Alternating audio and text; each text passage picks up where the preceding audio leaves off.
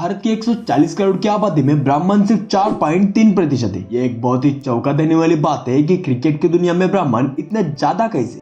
अब हाल ही में ब्राह्मण बीसीसीआई ने टीम इंडिया फॉर बांग्लादेश और की स्क्वाड ऐलान की थी। उसमें भी आपको ज्यादातर ब्राह्मण ही दिखाई दिए होंगे। इस टीम को लेकर भारत में बहुत ज्यादा बीसीसीआई को ट्रोल किया जा रहा था। How can this possible? T20 world cup 2022 में इंडियन टीम में जो प्लेयर खेले हैं उनमें से 65% ब्राह्मण है, मतलब कि आधे से भी ज्यादा टीम में ब्राह्मण ही है। फिर भारत में 1108 प्रमुख जातियां है, तो फिर ब्राह्मण वर्ग के प्लेयर ज्यादा कैसे? 1107 जातियों के 4 प्लेयर है और एक ब्राह्मण कास्ट के 7 प्लेयर है, मतलब कि बीसीसीआई जात देकर खिलाड़ियों का सिलेक्शन करती है। ये अभी की बात नहीं है, ये बहुत पहले से चलता आ रहा है। बीमारी पुरानी है, इससे पहले भी हो चुका है। Discrimination in picks, BCCI selector Brahmin, coach Brahmin, captain Brahmin और सबसे ज्यादा चांस ब्राह्मण को ही दिए जाते हैं। बीसीसीआई की राजनीति से प्रतिभाशाली खिलाड़ियों को अनदेखा किया जा रहा है। एक बहुत ही शॉकिंग बात, जातिवाद का दंश हैदराबाद में एक ऐसा क्रिकेट टूर्नामेंट सिर्फ ब्राह्मणों को थी खेलने की अनुमति। भारत के संविधान में जाति आधारित भेदभाव को प्रतिबंधित किया गया है। आजादी के कई साल बाद आज भी जातिवाद समाज में मौजूद है। 26 दिसंबर 2022 ब्राह्मण क्रिकेट टूर्नामेंट का आयोजन किया गया। इस टूर्नामेंट के पोस्टर में साफ लिखा गया था कि दूसरे जाति का कोई भी यहाँ पर खेल नहीं सकता। देश को आजाद हुए 75 साल हो गए। हम 34 करोड़ से 140 करोड़ हो गए। देश का नागरिक पहले लगभग 34 साल जीता था, लेकिन अब 70 साल जीता है। देश की जीडीपी 2.93 लाख करोड़ रुपए से बढ़कर आज करीब 148 लाख करोड़ रुपए हो गई। सब कुछ तो बदल गया है इस देश में, सिवाय एक चीज के, और वो है जातिवाद। एक ऐसा देश जहाँ 14 में से 8 प्रधानमंत्री ब्राह्मण जाति से हो। 75 साल की आजादी के बाद शासन में गैर ब्राह्मणों ने सिर्फ 14 साल राज किए। एक ऐसे राष्ट्र में जहाँ सालों से सकारात्मक कार्यों और मंडलीकरण के बावजूद प्रशासन पर सबसे ज्यादा ब्राह्मणों का वर्चस्व हो। यह बात आश्चर्यजनक लगती है कि एक और राष्ट्रीय महत्व का क्षेत्र क्रिकेट भी इसी सच्चाई के आंकड़ों से दुखी है। पहले तो हम ये जानते हैं कि ब्राह्मण कास्ट के लोग भारत में कैसे आए, क्या वो भारत के मूल निवासी हैं या नहीं। तो एक रिपोर्ट के मुताबिक ये बात है साल 2001 की, जब अमेरिका के प्रोफेसर माइकल बामचा ने डीएनए परीक्षण किया, जिससे ये साबित होता है कि 99.86% ब्राह्मणों का डीएनए यूरेशिया के लोगों से मिलता है। ये डीएनए रिपोर्ट 21 मई 2001 के टाइम्स ऑफ इंडिया के अखबार में भी छपी थी और भारतीय उच्च न्यायालय ने इस रिपोर्ट को मान्यता दी थी। अब बात आती है बीसीसीआई की, जिसको दुनिया का सबसे अमीर क्रिकेट बोर्ड में से एक माना जाता है, जिसकी सालाना इनकम $2.25 बिलियन है, मतलब कि 200 करोड़ से भी ज्यादा।